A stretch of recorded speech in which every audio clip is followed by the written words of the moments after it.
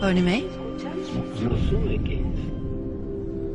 I dessa tider finns det flera viktiga frågor vi bör ställa oss. Hur kan du och jag och våra vänner och våra barn lita på att det vi ser på tv och hör på radio är sant?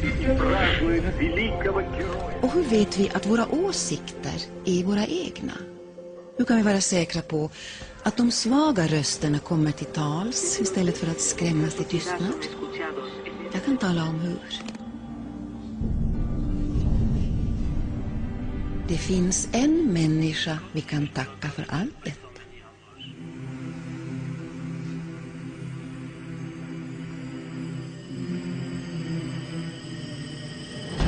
Det är denna människa vi kan tacka för nya perspektiv. Det är denna människa vi kan tacka för att vi har en valmöjlighet. Det är denna människa som ger oss ett alternativ till likriktning och kortsiktighet. Det är denna människa vi kan tacka för att en vanlig dag kan bli en stor dag. En dag då vi reser oss ur tv-soffan och säger: jag har ändrat uppfattning.